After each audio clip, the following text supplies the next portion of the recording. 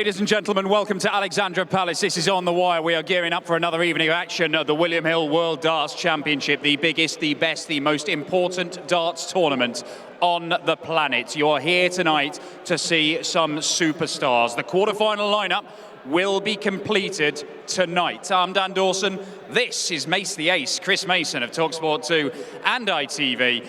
We're going to talk you through what's coming up this evening. We've got some special pundit predictions, but we've got to talk about what we've seen already so far. Not just this afternoon, but last night. Nathan Aspinall, Michael van Gerwen battered his way through to the quarters, but this was a much tighter affair, and Nathan Aspinall called it the biggest win of his career. Into the quarterfinals again, after doing it on debut.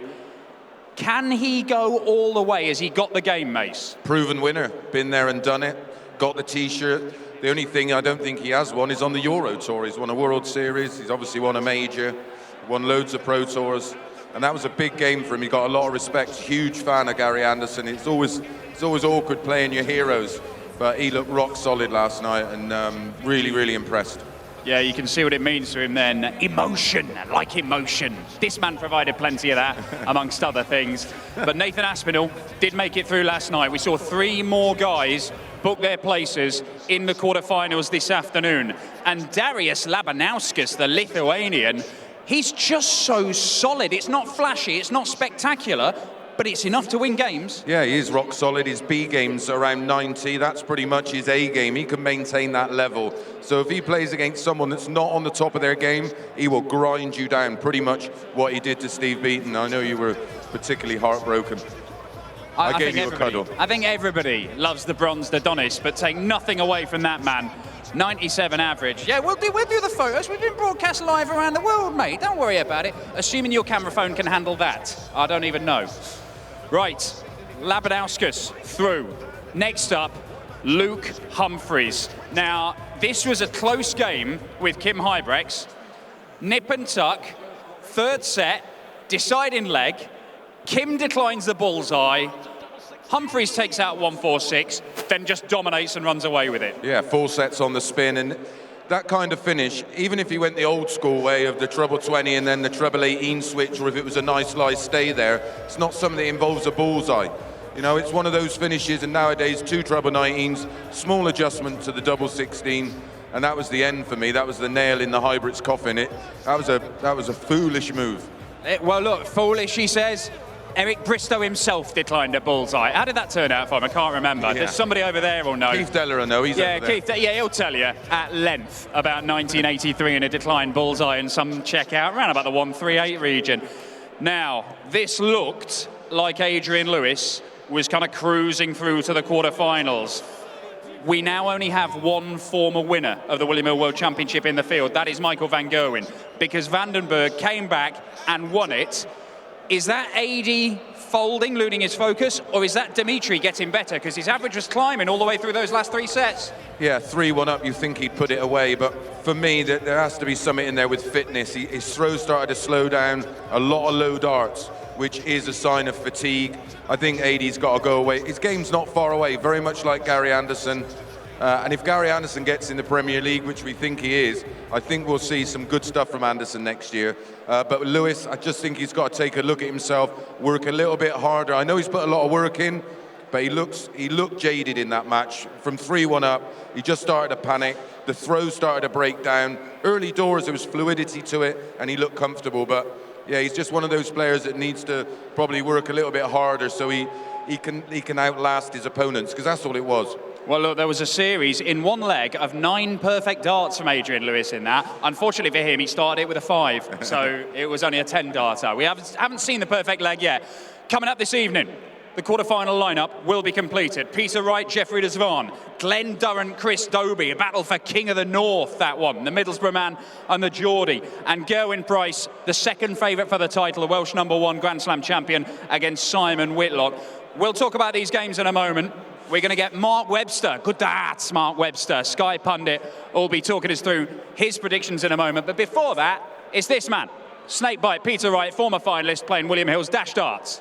Hey, 15 seconds. You ready? Yeah. Good luck. Game on. 60. 61. 81. 5, 25, 30, 111. Oh! That's a treble 20. Oh, no.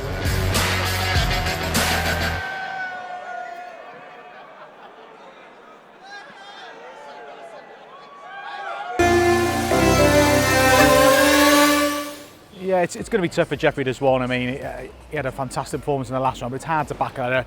Peter Wright survived that scare, and I think he'll add a bit of class to his performance. I think Peter Wright edged it, maybe in the last set, so 4-3 Wright. Somebody save me, I'm losing every battle. Yeah, again, it's a good game. They've been having a little bit of banter on Twitter. Yeah, Glenn played fantastic against Daryl, but I thought Chris is such a mature performer with his fouling. I'm going for Chris Dobie because I kind of tipped him as an outsider to get to the final, so Chris Dobie to win 4-3. Yeah, you can't look beyond Gerwen Price, can you? I mean, he was a bit flaky in his first round, but he was fantastic against John Henderson, and I think we could see a repeat scoreline, so I'm going to say 4-0 to Gerwen Price. So there you have it, Mark Webster, former world champion himself. Let's bring up Mark's predictions. Let's do it now. More importantly, let's have a look at yours. Well, look, I've been getting things wrong all tournament. Don't listen to anything I've got to say. But Webby reckons that Peter Wright can overcome Jeffrey Desvan. But Desvan comes into this having probably put in the best display of the tournament from anyone, hasn't he?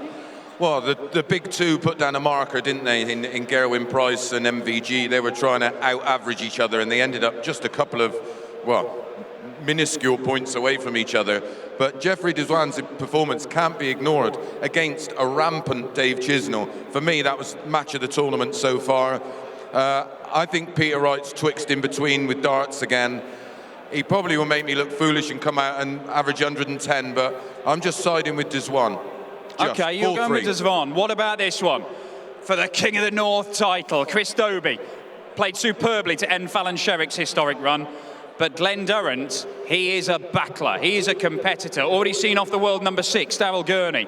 Can he carry on into the quarterfinals? Yeah, I think so. You can compare standard between Dobie and Gurney, really. I think it'll be similar to that, and I think Durrant would just come through around about 4-2. But you know, it's one of those games I've had splinters all day thinking about. I just got to go with big match experience. He's been there and done it. A 3-time world champion, a world trophy champion. A World Master champion. Do you know the last person to beat Glenn Durrant in a World Championship? Scott Waits. Scott Waits, 4 years ago. It has been that long since he lost a game in a World Championship. Where did I pluck that from? Absolutely. I'm impressed with that because I've just thrown that at you. Right, final game of the night. Webby says he wins, but he's got Welsh bias. I say he wins. That means absolutely nothing. Can the Wizard stop the Iceman? No, I think he'll get a set, though. I think he'll pick up a set. Somewhere along the line, maybe early, maybe the first set, but no, I can only go with Gerwen Price. I think Gerwen Price is going to make the final with MVG. Okay, there you go. That's the thoughts of Chris Mason. He'll be on TalkSport 2 and ITV. Let's bring up your menu for tonight once more. We start with Peter Snakebite Wright, the world number 7, a former finalist, against Jeffrey Desvan, a semi-finalist at the World Match Play and a guy who has won senior titles. Glenn Durrant versus Chris Dobie. They have been on at each other on social media for weeks and weeks and weeks. Now they meet in the biggest tournament in the world. And then the Iceman Gerwen Price, so good yesterday against John Henderson. But can he handle the heat tonight? He didn't like it in his first round match against the Wizard Simon Whitlock with absolutely bags of experience, a former finalist here.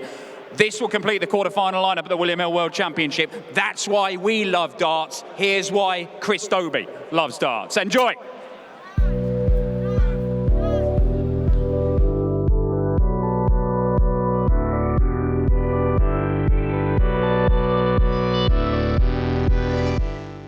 My favourite venue, match play, Winter Gardens. Even though I didn't do too well there, but no, that's a great venue. Premier League, Newcastle, you can never beat that. World Championships.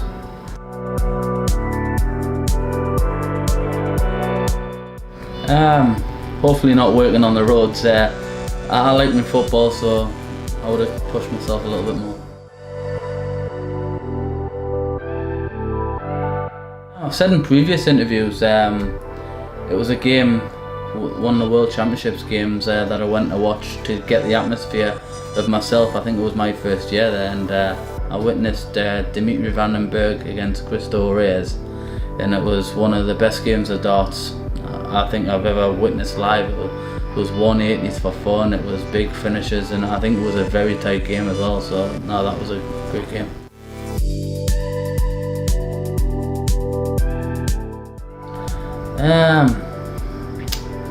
Oh, it's a tough one. Oh, a bit exciting, I would probably say the match against Jamie Hughes in the Grand Slam last 16. I think I hit a 10 dart leg to go 9-5 up in the game, and missed a number of match darts. He got it back to 9-all, and then he missed 6 match darts himself before.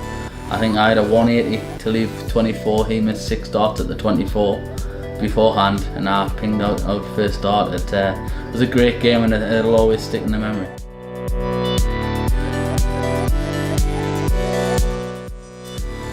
I've got to say Van Gerwen. I've been so close to beating him a few times, but I haven't gotten over that line yet. So I'd say Van Gerwen.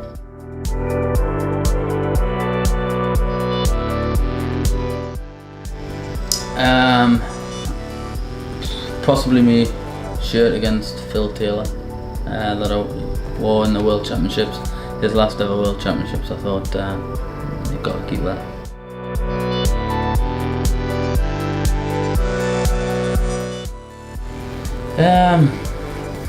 Just getting me tour card, and I've done well keeping a hold of it now, and just to play on tour with all the fantastic lads there, I think that's a great achievement for myself.